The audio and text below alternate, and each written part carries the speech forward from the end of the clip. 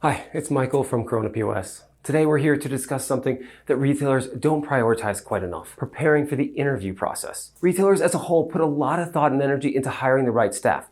After all, your retail team will be representing your business and products, so it's important that you have the best people for the job. But the interview process is one aspect of hiring that's often glossed over. It's important to learn how to conduct a retail job interview in a way that helps you understand more about the candidate and the candidate learn more about the business and job. It's critical that you prepare ahead of time to hire the best team. So let's go over some of the basics on how to interview job applicants and start building a great staff.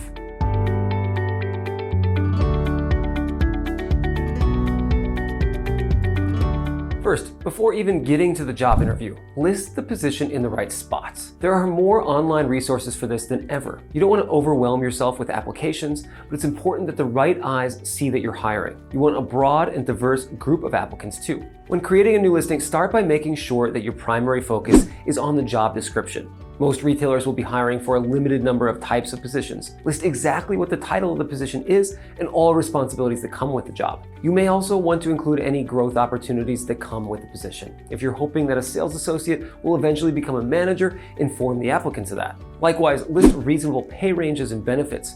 Most entry-level retail positions will pay hourly. In addition to their hourly pay, include information on expected hours per week and any flexibility that you're able to offer. Let applicants know if the position will require weekend and/or holiday work too. The same goes for managerial positions that may come with a salary instead. Offer a fair range and remember that you can always go higher if the right candidate comes along. Include all information regarding benefits, including vacation, overtime, retirement accounts, and health insurance.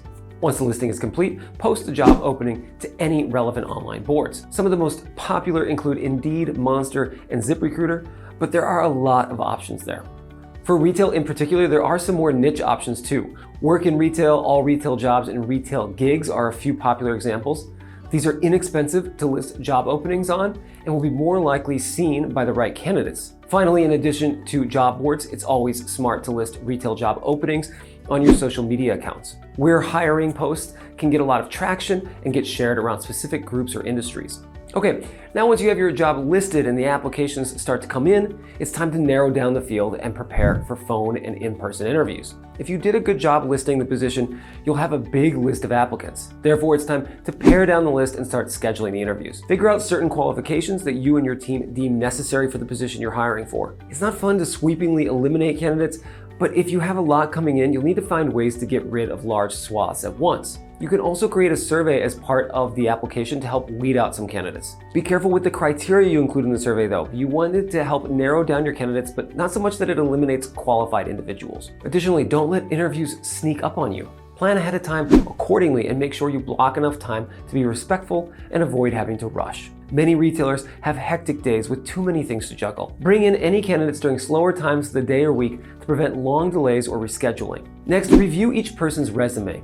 You've likely looked at dozens of resumes leading up to the in-person interview process, so remember to glance over each candidate's resume just before meeting with them. It's important to understand who you're interviewing. It helps you personalize the questions and shows the candidate that you took the time to make the interview productive. The interview should also set the stage for how you run your store on a daily basis. By preparing for the interview ahead of time, you'll show each candidate the respect they'll receive as employees for the duration of their time at your business.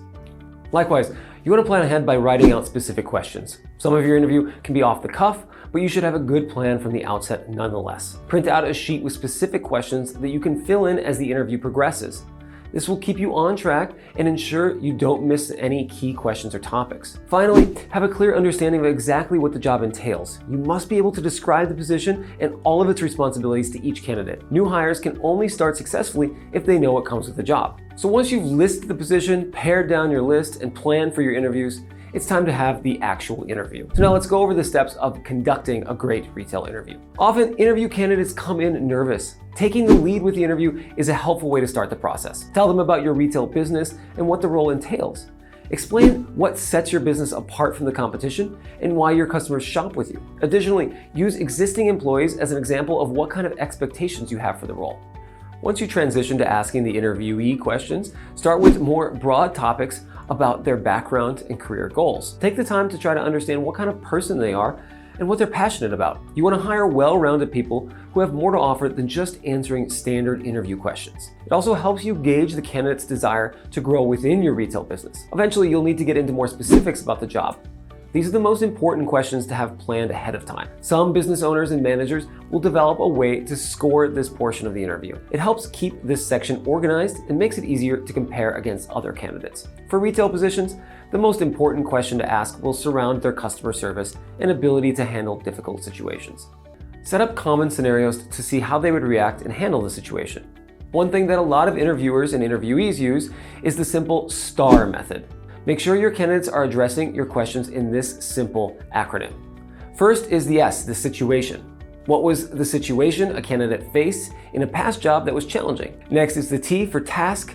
What was the task that the candidate was faced with? Then the A for action. What action did the candidate take to figure out the problem? And finally, the R for result. What was the result of this action? Remember that some interviewees won't use this method, particularly younger or inexperienced people. For those that don't, give each candidate the opportunity to do so by asking them helpful follow-up questions. Because you'll likely be interviewing a large number of candidates, it's hard to keep track of each person once you're in the evaluation stage. Taking notes is important here. As I mentioned a minute ago, a scorecard of some sort may be helpful. In addition, take scrupulous notes to help you recall details of the interview and help you find the best candidate. Towards the end of the interview, give the interviewee time to ask you questions. It's a good opportunity for them to show thoughtfulness and constructive thinking. Look for good questions about details of the role, history of the company, or expectations for future roles. Finally, once complete, be sure to thank each candidate for their time and let them know how you'll proceed with the hiring process. Even if you don't plan to hire a particular candidate, be polite and give them a timeline for when they should expect to hear from you. Don't ever tell someone they aren't hired on the spot, and don't ignore them by not following up within a few days. Following these steps should help retailers find the best candidate for the job. Being meticulous and organized will help bring in the right people while also impressing the candidates. Remember, the best employees are interviewing the business as much as the business is interviewing them. For more tips on running a retail business, check out our blog and subscribe to our YouTube channel. And if you have suggestions or interview stories, feel free to drop those in the comments below. Thanks for stopping by.